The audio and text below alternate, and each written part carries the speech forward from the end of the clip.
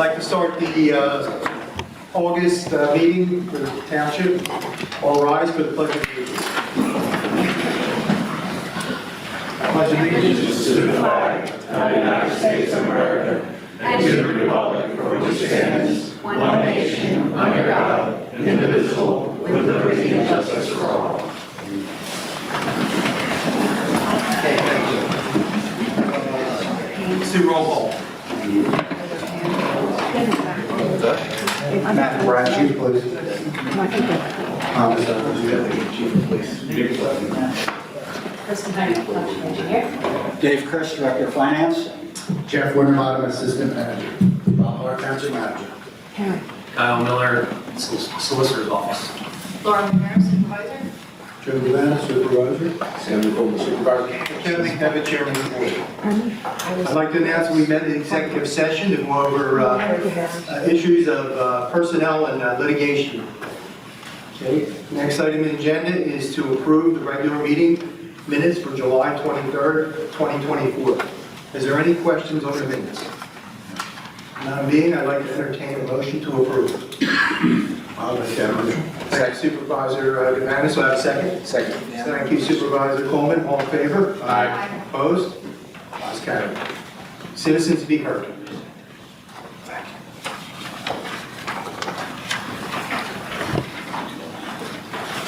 Hello. Good evening. My name is Erica Flannery. I'd like to thank you for giving me the time to speak today. I was here at the Board of Supervisors meeting in July of last year to discuss and hopefully overturn the current ban on backyard chickens in East Mountain. After I spoke, the Township Manager, Robert Hart, stated that the Township would be conducting an online poll of residents on backyard chickens, and the results would be discussed at a future meeting. After months of checking your website, Facebook page, and Board Supervisors meeting minutes, I saw no such poll had been held, results posted, or even an update. For a while, this really discouraged me, and I thought all hope was lost until I recently read Ordinance Number 604, enacted in September of last year, which addresses and updates most restrictions caused by any animal or fowl. The beginning of the ordinance states, for East Norton Township, Montgomery County, Pennsylvania, amending Part 2, General Legislation, Chapter 87, Dogs and Other Animals, Article 3, Dogs, to the East Norton Code of Ordinances, repealing all inconsistent ordinances, which is what I really want to highlight here, or parts thereof in conflict therewith, and providing for a severability clause and effective date. Essentially stating an amendment to the previous nuisance ordinance. It continues to state that any animal or fowl, domestic or otherwise, is hereby declared to be committing a nuisance, If such animal or fowl repeatedly barks, howls, crows, cockles, yelps, or makes other similar or offensive sounds for a continuous unabated period of 30 minutes. You can see how this might lead me to believe that as long as my future chickens were within these noise restrictions, that they would be welcome here. However, as a good and curious, law-abiding citizen, I called my township office. And unfortunately, the ban on backyard chickens has not been reversed. I also inquired about the poll that was conducted in case it slipped my media searching, and unfortunately, to that person's knowledge, it had not been conducted. So here I am again today, to share with you why I believe the ban on backyard chickens should be lifted. Steve, if I could just interrupt you, you have to give your name and address. Yeah, Just so I can- Name and address, my apologies. My name is Erica Flannery, and I live at 221 Woodlawn Road in East Norton, right across the street. Thank you. Backyard chickens not only provide delicious eggs, but they also reduce food waste going to landfills, eat pests out of your lawn and your garden, and create amazing fertilizer for vegetables. With rising inflation and overflowing landfills, backyard chickens can not only save us some money, but also help our environment. I've had discussions with some neighbors and have addressed some concerns, first being that I do not think we should live the ban on roosters. Hens don't need them to lay edible eggs, and they would only disrupt the peace with noise. I also believe we could restrict the number of hens to 6 chickens per household. I have started a petition that already has over 70 signatures and is growing. The reason why people are supporting this is because families should have the basic human right to produce their own food. I'd like to thank you for your time for listening to me today. I understand if you don't personally want chickens, but I believe the good people of East Norton should have the right to choose if you do. We do have a few supporters here today, a couple of which would like to speak.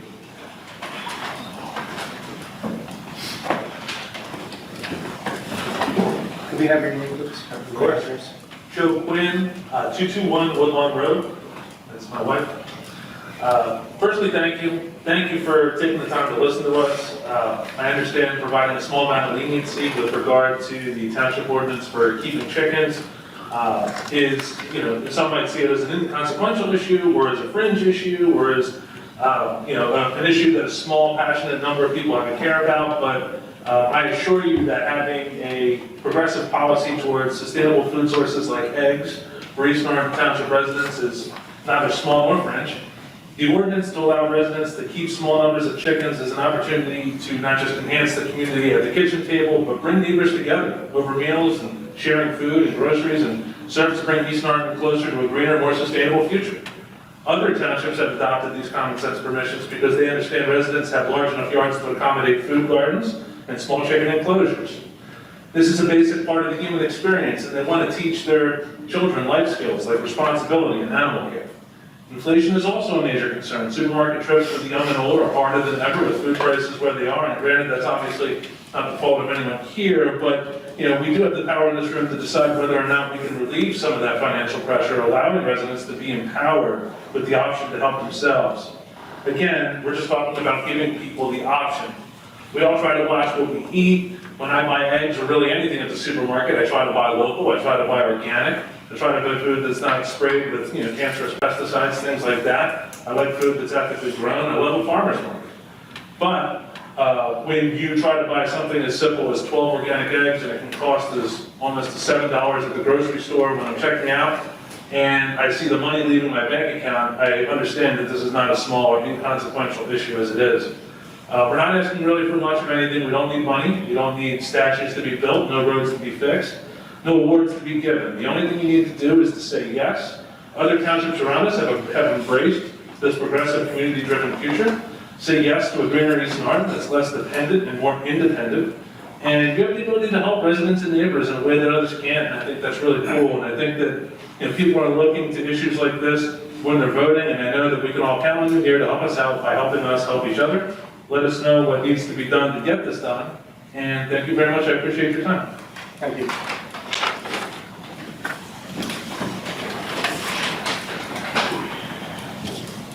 Hi there. I'm Neil Donnelly. Can you hear me okay? Yeah. Okay, cool. 223 Farview Road, just down the street, East North. I also wanted to talk about chickens. I've talked both publicly and privately. I've known possibly at the township building as the chicken guy. I was here a couple of years ago talking to the zoning board supervisor about it. And I don't want to go against what they said too much, but I do want to say that my view of chickens for the township is a little more limited, but I think it should be subject to licensure and education. One of the chicken legalization leaders that I know has helped start a pilot program in New Jersey in at least 10 towns. And one of the stipulations for them is being fully educated on chickens. Not just the fact that they're very expensive to raise, but also that they stop laying between 4 to 6 years old. And after that, you have a wonderful pet, but it's not going to produce anything. They're also prone to illness, just like any other pet. And you have to be willing to go find a specialized vet for it. And when you do the math, it's a very expensive first dozen eggs. We're not talking $7, we're talking about $700 to $1,000. So what I think is that there should be either a special permitting process. I don't think that it should just be available to everybody, period. But it should just be for people who go through the education, who acquire the license for it, the way we have to license our dogs and our cats, and really think about whether they want the chickens and how much it's going to cost to build a coop, to feed them, and to get that first dozen eggs, and then so on and so forth. I've also been advised, just quickly before I go, to ask that we add chickens to an upcoming meeting agenda, and that we have our planning commission talk about it, bringing employees who can look at ordinances around East Norriton. Like I know that A lot of people, when they hear about chickens, they think of Norristown, where it's just a free-for-all, you see chickens running around on the street. I don't want that. Like they said, we want like Lower Merion, where it's really, really nice. It's very selective, it's very limited.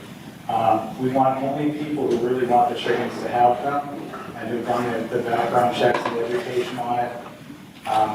So I hope that we can have township employees look into other ordinances that other towns have and find something that works for us here. Because we're a small town and we want to keep it really nice and clean and wonderful and not look so much like Norristown with their Wild West chicken situation. Well, thank you so much. Thank you. Anyone else?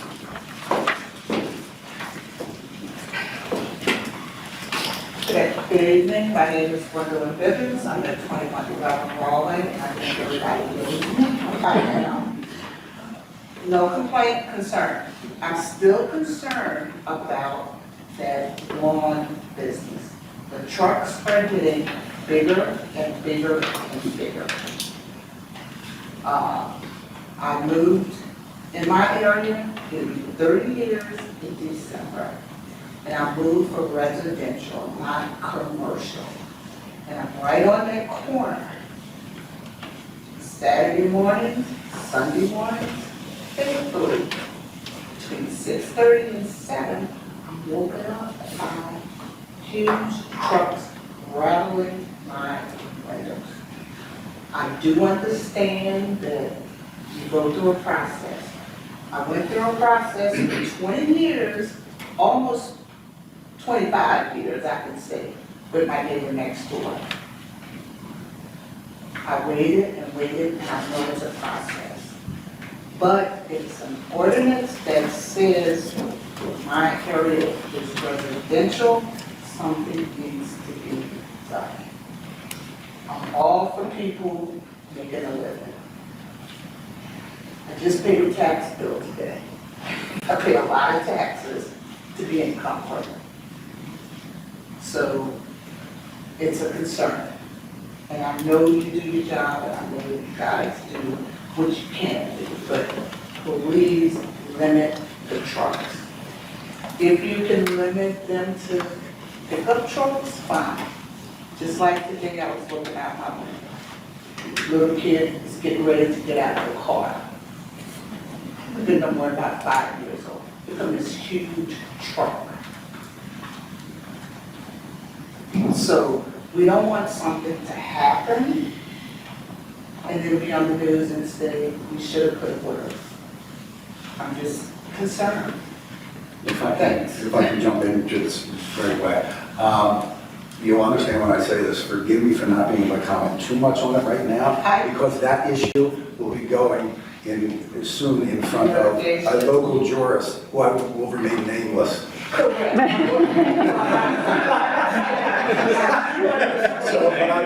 I do understand, because I had to do that with my neighbor. I was cooperative, didn't, Yes. you know me. Yes, I know. I'm understanding, Very good. but if we could limit these huge trucks. And that's We right. have kids with the playground, it's just, I just don't want to see something happen and my tax dollars have to go to pay for something that happens.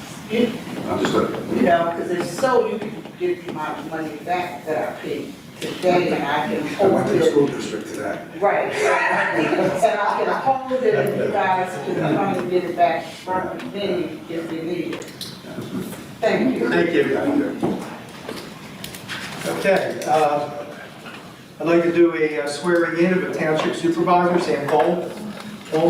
Please come to the front. There's someone else who wants to go up. Okay, I'll hear him after. Okay.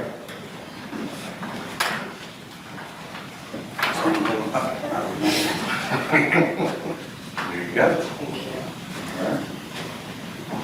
Raise your right hand.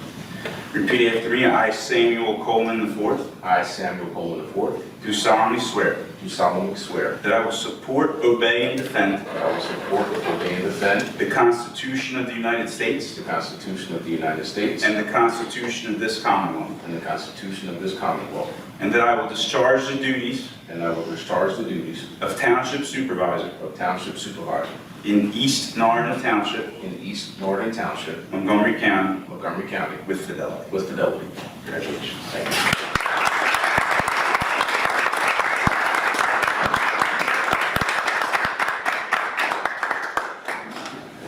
Yeah, you know. There's 2 copies.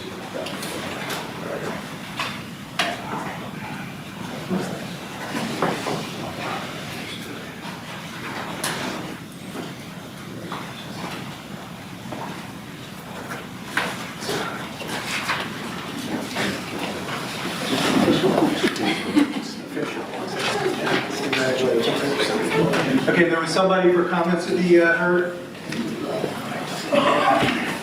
Good evening. I don't know how this works, this is my first time.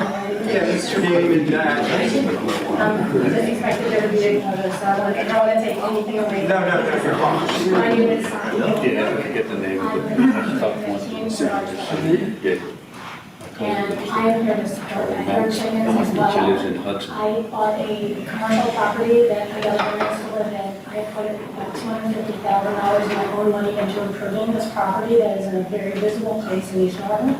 And now I'm going to be turning my sights to the backyard.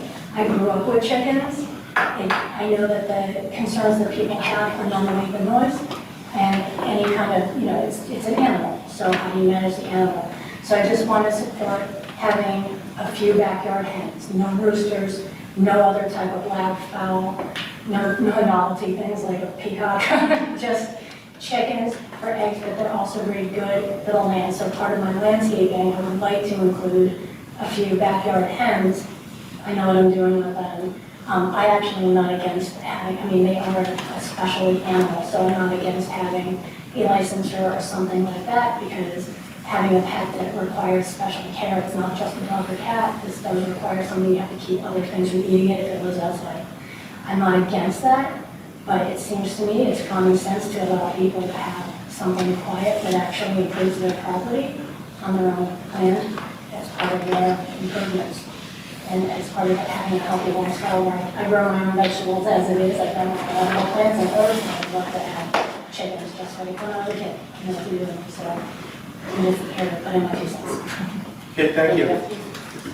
Is there anyone else for citizens to be heard? All right, so then we'll move on to comments from the Board of Supervisors. Is there any comments? I'll just remind people that we also invite citizens to be heard at the end of the meeting. Yes, we also have comments at the end of the meeting too. That's correct. Okay, old business. Bid to award a 2010 Ford Explorer. I'd like to call on our Chief of Police. Thank you, Chairman McDevitt. At the July 23rd, 2024 Board of Supervisors meeting, the request to sell an East Norton Township police vehicle through an online auction was approved. The auction on municipal bid was open from August 12th, 2024 to August 22nd, 2024. A request to sale of the following vehicle be approved for the below listed highest bidder. It was a 2010 gray Ford Explorer with 81,373 miles. It does have extensive damage that needs repair. The highest bid was $2,755, and the highest bidder is Dan Butler. Okay, thank you. Any questions, concerns from the supervisors? None being, I'd like to entertain a motion to approve. I'll put that into the final motion. Thank you, Supervisor Rivera. Do I have a second? I'll second. Thank you, Supervisor Coleman. All in favor? Aye. Opposed? Motion carries. Okay, new business, escrow release number 13, 1311 Boulevard Road, Raspberry Point. Thank you, calling our township engineer, Chris Myers, to review this item. Thank you, Supervisor Goodenough. As you mentioned, this is escrow release number 13 for 2311 Old Arch Road, Bradbury Point. It is in the amount of $24,840. Following this release, there will be $49,728.25 remaining in escrow, and our office inspected the site and found the improvements that have been constructed in accordance with the plan. We recommend this release. Okay, thank you. Are there any questions or concern on this item? None being, I'd like to entertain a motion to approve the ESCO release number 13 at 2311 Old Arch Road, Bradbury Point. I'll make that motion. Thank you Supervisor Gavanis. Do I have a second? I'll second that. Thank you Supervisor Rivera. All in favor? Aye. Opposed? Ayes, carried. I'd like to call on the township engineer, Mr. Heinrich, once more to talk about escrow release number 14 for Old Arch Road, Bradbury Point, 2311. And I did have a question related to both of these. Why are there two separate escrow releases, and what is the remaining roughly $10,000 going to be held for? Sure, I'll answer that first. Just the timing of when they submitted them and when the meetings happened, Okay. they fell in between last month and this month, so. Got it. Okay. The 10,000 remaining after number 14, which I'll talk about in a second, that is mostly retainage, which is held to the end. Most of the improvements are done, but there's a small amount held so that they can do punch list items before a complete closeout. So they're nearly complete. Yeah, I saw the road one in. Yes. Nice. Yeah. With regard to escrow release number 14, that one is in the amount of $38,975.75. And as you mentioned, there would be $10,752.50 remaining. And again, our office inspected the site and found the improvements to have been constructed in accordance with the plan, and we recommend this release. Okay, thank you. I'd like to, any questions or concerns on that? I'd like to entertain a motion then that we release escrow number 14 at 2311 Old Arch Road, Bradbury Point. Do I have a motion to approve? I'll put that in the form of motion. Thank you Supervisor Coleman. Do I have a second? I'll second that. Thank you Supervisor Rivera. All in favor? Aye. Opposed? Ayes, carried. Escrow release number 10, 2208 Old Arch Road. I would like to call on Township Manager Robert Hart to review this item. Thank you, Supervisor Coleman. Before you tonight is release number 10, 2208 Old Arch Road, in the amount of $34,945.59. There is a remaining escrow of $139,012.43, and that is for paving of the project, which is not done, and a variety of plannings and punch list items. Their major thing is the paving, so that's coming soon, but that's why we're holding the $139,000 left. You know, I asked previously, did we confirm that that retention basin at the end of the hill off of New Hope Street, is it like in code? Oh, yes, oh, yeah. We've had them out there several times, and that is, some of it will be part of this final thing before it goes, and we even keep some for that particular long ago, so like, sometimes you keep it a few years, potentially, if it's something where you have a concern about. Okay, So, because is it supposed to be filled with water nearly continuously or not? I mean, I see that it's fenced in. But, can I jump in so here? you got it. I don't know too much about that project that's being handled by Ron Vernick, but typically a basin is in a temporary state of a sediment basin during construction, and it's meant to hold water to let the construction dust and debris settle out. And then the very last thing they do before they pull off the site is they convert it to the permanent basin. And I would imagine that it's not meant to hold water normally once everything's done. Okay. Or at least not substantial. You know, Yeah. They have to get DEP's blessing to be able to do that. Thank you. Okay, any other questions or concerns? None being, I'd like to entertain a motion then to approve escrow release number 10-2208 Old Arch Road. Do I have a motion? I'll put that in the form of motion. Thank you Supervisor Coleman. Do I have a second? I'll second. Thank you Supervisor Gavanis. All in favor? Aye. Opposed? Motion carries. Authorization to purchase computers. I'd like to call on our Director of Finance, Chris, to tell us about this item. Thank you Supervisor Gavanis. Tonight, we're asking for approval of the Township's fiscal year 2024 phase of the Township's computer replacement program.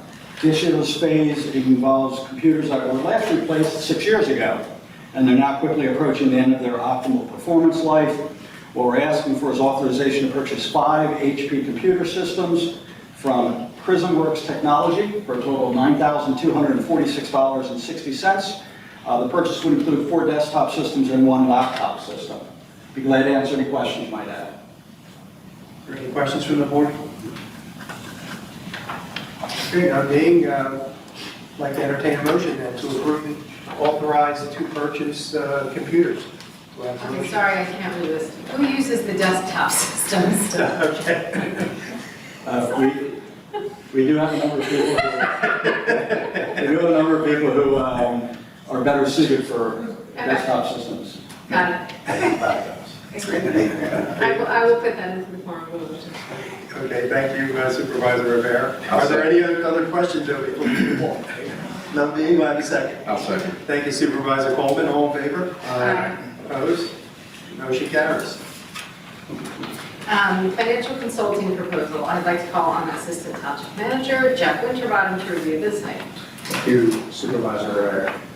As part of our ongoing commitment to optimizing employee benefits and enhancing financial security for our township employees, the township has been evaluating the structure of our current 457B plan. 457B plans are tax advantage deferred compensation retirement plans that are available for governmental employees. The employer provides the plan, the employee's deferred compensation goes into it on a pre-tax basis. East Norriton Township's 457B plan is administered by Mission Square Retirement. We had Conrad Siegel review our current plan, and after negotiations with Mission Square, has presented a plan that would significantly reduce employees' costs, allow for far greater flexibility in the funds being offered by offering a well-structured, cost-effective 457B plan with a wide range of investment options. The township benefits since it enhances overall compensation, positions us to be more of an attractive employer, and it helps retain employees. We are asking the board to approve the Conrad Siegel consulting fee of $4,500 and to implement the plan changes. Any questions, please feel free to ask me, Chris. Any questions from the board? I mean, this is a modest and responsible use of our township resources, but out of curiosity, do we typically approve the work before we start it, or do it, like in this case, it's already been done? So it's already been done. We only pay if we want to move forward with it. Got it, okay. So that's the decision. Okay. Great question. Any other questions? All right, now being, I'd like to entertain a motion for the financial consulting proposal. Do I have a motion? Thank you Supervisor Rivera. Do I have a second? I'll second. Thank you Supervisor Gavanis. All in favor? Aye. Opposed? Motion carries. 2024 retiree economic assistance payment. I would like to call on Township Manager Robert Hart to review this item. Thank you, Supervisor Coleman. If you recall, several meetings ago, we had discussions, numerous discussions over different meetings. We had some COLA requests and had discussed it here, and we told you that staff would report back to you after the contract negotiations, specifically for the police contracts, which we did a lot of research and a lot of research of other municipalities. We also, through this, we looked at our civilian, meaning the clerical staff and everyone upstairs who isn't a SWORD officer, and realized that we have to look at both if we were going to look at any because the differences are quite significant. Looked at a variety of options, and Chris is going to give you more detail on that. But we looked at a variety of options of how to address certain types of inflation or cost of living that affect pensions, just in general. Specifically our pensions here, our clerical staff, which was something we really looked at. Once we delved into it, we realized that they were in greater need, and significant need of some attention to it. So Dave and his staff researched many options, and he has come up.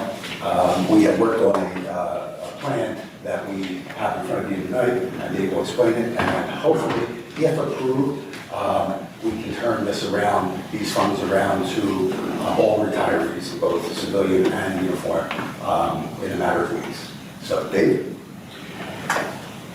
Thank you, Mr. Hart.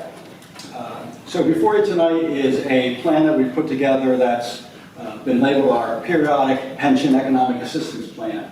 And the intent of it is that, as Bob had mentioned, there's been some interest in it, and there's been the review of our different pension plans. And it's come up now in particular because of course, inflation that's been happening in the last couple of years. Good news, hopefully it's on the downturn now. But in response to that, we've devised this periodic pension assistance plan. And the plan is constructed around two basic elements. It's the township allocating a certain amount of money that could be contributed to this plan, and then the benefit being based on the number of years that employees have been retired. So basically the idea is that we take each retiree's number of years of retirement, apportion that to the total number of years of retirement, which then allocates a certain percentage to that employee. And then based on the amount that the board has allocated to the plan, each employee would get a percentage based on that years of retirement calculation. And the idea is that essentially the longer an employee has been retired, then the larger share of the pool would be made available to them. It's something that could be done periodically. As I said, right now we're considering it just because of the way inflation has been in the last few years. And it seems to address concerns that on the township side about funding mechanisms, and seems to address concerns that we've heard on the retiree side about older retirees being locked into lower amounts of pension benefits. So I'd be glad to answer any questions you might have. Any questions from the board?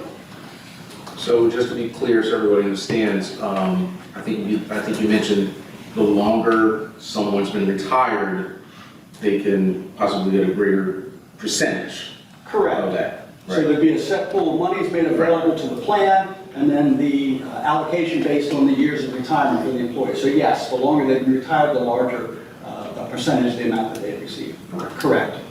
As opposed to a straight cost of living adjustment, which would be a fixed percentage across the board, which on longer standing retirees who have a much smaller pension actually ends up being a very small amount. That's correct.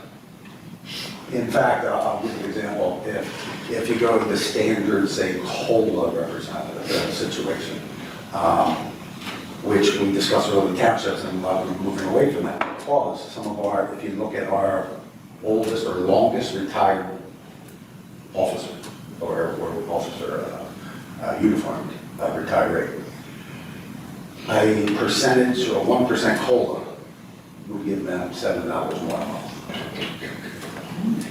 2% would give $14. So when we looked at that, but the person who retired a year ago would get quite a bit a month, hundreds a month. So we just looked at what made the most sense for the most people in need. And as the newer retirees go up in years, and meaning they can retire 3, 4, 5, at the board's prerogative, if this, whether it needed, every few years or whenever they decided, that would, their increase would, their percentage increase, so they would do better. So we're really looking out for the older retirees that clearly have much less to gain, or much less to gain by a standard COLA, and we're trying to front load that a little bit to make their life a little easier and work it again. And I think if you look, once the calculations are done, I think, outside of just retired the last couple of years, it's not huge, but anywhere past that, it's significant, and it's something that the board can control in a way that you can do it as finances and you think is needed. So that's what's going on. Great, thank you. Any other questions from the board? All right, none being, I'd like to entertain a motion then for the Retire Economic Assistance Payment. I'll put that in the form of a motion. Thank you, Supervisor Coleman. Do I have a second? I'll second. Thank you, Supervisor Gavanis. All in favor? Aye. Opposed? Motion carries.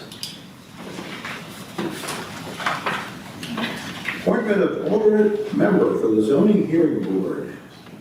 And I'll go on John Hart again to go some details about this one. Thank you, Supervisor Gavanis. It's actually, it is appointment of a regular member and a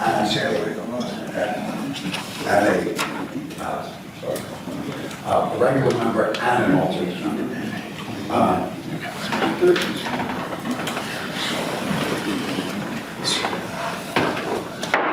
We're trying to conduct a meeting. If you want to talk, feel free to go out the other room.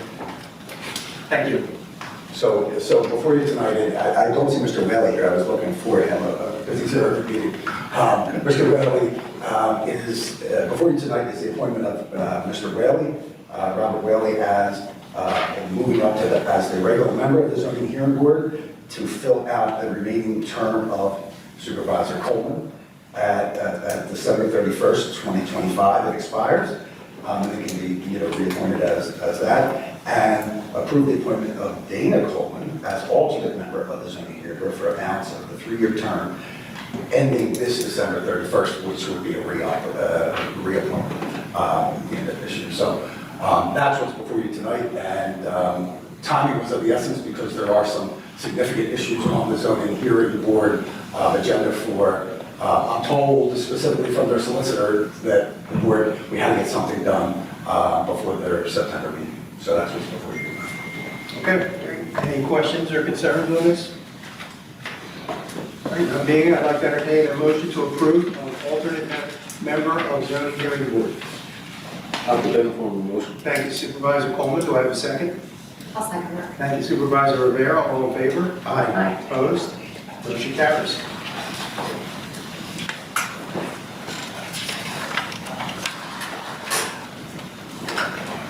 Sorry.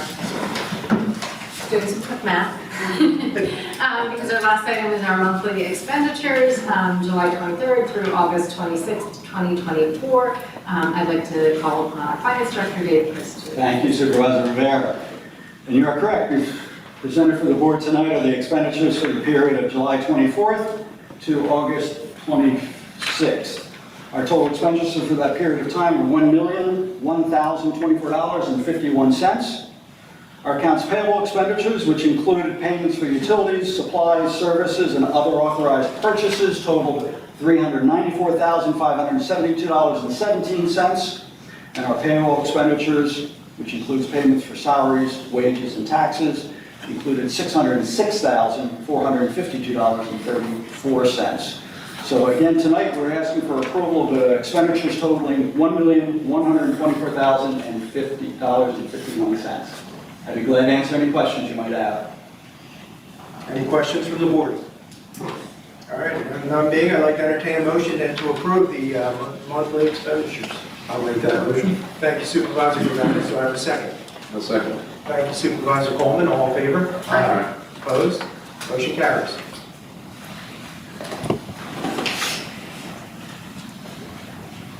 You're up, Bob. Okay, thank God we could quick. September 7th, right around the corner, our community day. We're looking forward to hopefully Jeff's in charge of weather.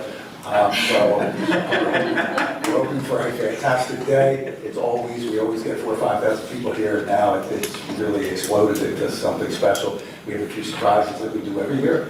So we're really looking forward to a great time and having a lot of people come out and experience East Norton. The only other thing I have, we do occasionally get questions about the dog park, East Norton, West Norton Dog Park. I know one of our residents is here who stays really up to date on that. It seems to be the dog park that will never be built, or that is taking forever to build. There has been notification that it is under construction. However, the pictures shown tonight show no construction. So I have a meeting with the entire staff coming up on, I think it's the 13th. So I will be really nailing down where we're going with this. But understand there's hopefully we're getting to the end of that, where by the end of this year, come fall or spring, there's a vibrant dog park and really useful and healthy for everyone. So I will give you updates after my meeting with that. And that's it, we're coming to the end of summer. I know it's been a hot one, but we're looking forward to a great fall. Thank you. Any questions for the manager? I can add, I rode past there last week and I did see the equipment and people moving. On that side, so That's good. I can't say that. That's good. That's good. Yeah. Any other questions or concerns? All right, now B, review the upcoming meetings. September 10th, we're having a zoning hearing board. September 18th, we're having a planning commission meeting. September 19th, we're having a human relations committee meeting. September 23rd, we're having a historical committee meeting. And then we'll come back for September 24th to the board of supervisors. Mr. Chairman, if I could just add, I know there was a lot of talk about the chickens. I meant to bring that up. Just as a little history, after Mrs. Quinn spoke a year ago or something, I did a lot of research of other townships, and to be honest with you, we tried to find Drew, but we couldn't find her. We even looked at our records and couldn't find her in this whole township. So we were concerned, we didn't know her. But it is something that I will talk to the board about again. Last year, you were literally, I think, the third person ever that brought up chickens. That's not an indictment on anybody, but that's just saying, we didn't, we didn't get much. We did talk about a poll. The only way we do polls is to send out something to each resident, because the online, it's just the Facebook polls, or and we've done these polls every now and then. I will bring it up to the board. I pulled every ordinance I could find from every township that has this, and they vary on a lot of things, as I brought some of it up today. I'll supply you with all of that, and we can talk about sending out the poll. Now, to send out the poll, it costs a few $1,000s. It's not free, but it gives us, we get a pretty significant. Dave, I can't remember our last poll. What was our? Trash hauler, right? Yeah, but what was the amount we got back? 20-some%? Oh, no, it's much higher. Was it really? Yeah. But I mean, the average is like 10% in polls, and we got a strong return. So it's something that we can, I'll talk to the board, and if you want to do it, it's just us getting in print and going and doing it. So stay tuned. I'm just wondering if we can bundle it with any other topics of concern for the citizens, like maybe build it into like an annual or biannual budget, and then we use that as kind of a catch-all, like what do people really care about and want to weigh in on more formally this year. That's a good point. Like maybe some basic budget information, some helpful information. Yeah, that's really important. So we'll put that together. I think And one of the things I was wondering is, you said you had a petition. When you're done with that, if you could bring it to the township, that petition does have name and addresses on it? It's through change.org. It's an online petition, so it has names, but it does not have. Yeah, see, if we do anything, we're gonna have to have names and addresses, because you don't know if they're just people, from Norristown or Whitby. Right. Or whatever. Any petition you would have. Absolutely, thank you, I appreciate it. And if you want to step up for citizens to be heard. Oh, yeah, thank you. I just had a quick question on this. Yes. Is just out of curiosity, is popularity the only thing that would conceivably hold you back, right? So in other words, say we did the homework there, and say we really did go out, we got names, we got addresses, we really filled it out, we showed it is popular. Is that the only thing that would hold it back? Well, let me say this, I just from an administrative position, we're eventually, regardless, we're going to put something out there. If it comes back that the residents want it, I think the board will strongly consider it. If the residents don't, I mean, that's just, but yeah, and that's not even talking about the clearly, at least what I've looked at, some kind of process, some kind of rules and regulations, because they're all over the place. If you read different things, there is just, some of the things they talk about too, like, no slaughtering outside, slaughter in the kitchen, I'm like, slaughter, sweet Jesus. Yeah, so there's a lot of stuff that we put together, and I thought, I gotta do some work here to make this, so it sounds right. And by the way, just like the chicken man pointed out, right, look, I think everyone who's here, for this understands that there needs to be some sort of, there need to be some sort of rule of the road, right? There would need to be maybe a chicken tax, like $100, sort of thing that you would pay to have the right to have chickens, that right to then be revoked if you're an irresponsible chicken owner, a limit on how many chickens you could hypothetically own, the gender of those chickens, the care of those chickens. So understood that there would be rules in this. I could see the headline now, it's chicken tax. So- And so that's why the direct answer to your question is no, popularity would not be the only thing. Yeah. Right. There would be a lot to. Yeah, it's a lot. Yeah. But, as we're trying to balance, the needs and desires of everyone who lives in this community, that is an important factor. May I add? As much as I appreciate you and I understand that you want to have rules and regulations over it, I do however think this shouldn't be such an administrative hassle for you guys. You know what I'm saying? I understand you have to go through your rules and your processes and possibly a chicken tax. But, I don't think you're knocking on the door and say, okay, you only have, 4 hens in your coop that is this size and your yard is, you know what I mean? Well, I can give you, I called some of the surrounding municipalities that have it, and the administrative side is really from the code side, because everybody who doesn't want you to have chickens calls you because they say you're not cleaning up too many. So that's a perspective. They deal with that. I call them, they're like, yeah, we get, some people don't like my neighbors, so if they have golden chickens, golden eggs, they don't like it. So there's a variety of things that go on. So that's all we have to try to get it together so we fully understand the process and challenges there. Right, that's a good way to put it, right? It's not so much a popularity contest, is how great will the administrative burden be based on how many people are not supportive of this? Because that will drive the administrative. Absolutely, which I understand. And I very much appreciate you guys putting in the work here. And I'm sorry you couldn't find me. I was right down the road. Thank you guys. Did we get her address this time? We got her down. Okay. Thank you. Okay, any other citizens to be heard?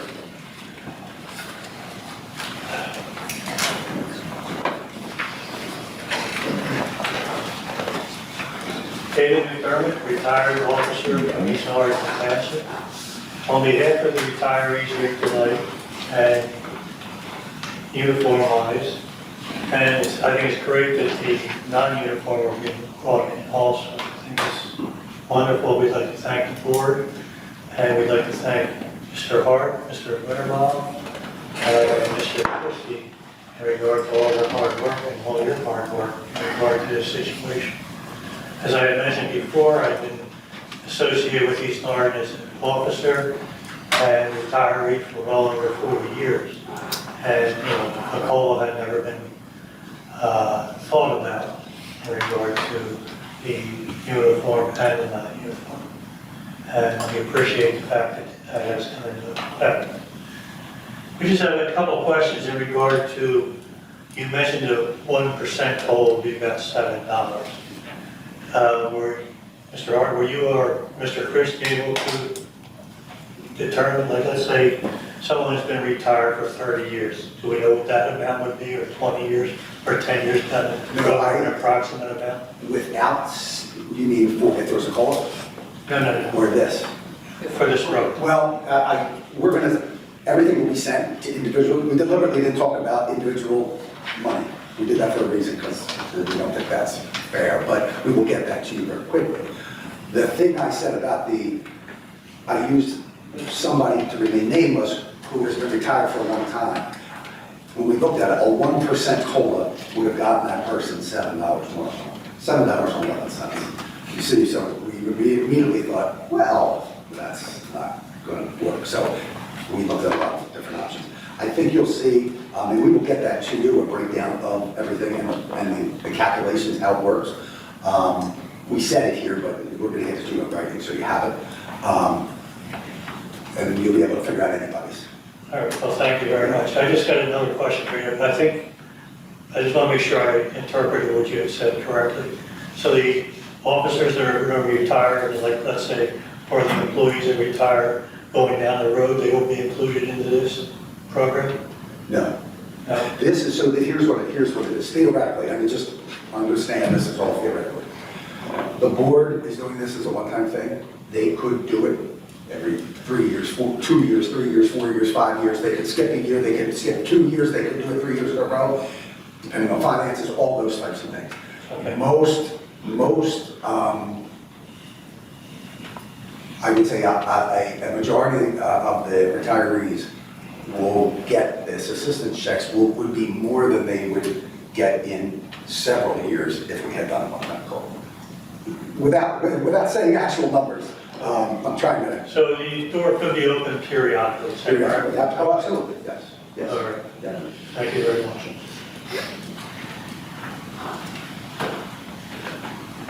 Okay, any other citizens to be heard? All right, Jane, I'd like to entertain a motion to adjourn. I make that motion. Thank you, Supervisor Rivera. Do I have a second? I'll second. All in favor? Aye. Opposed? Ayes have it.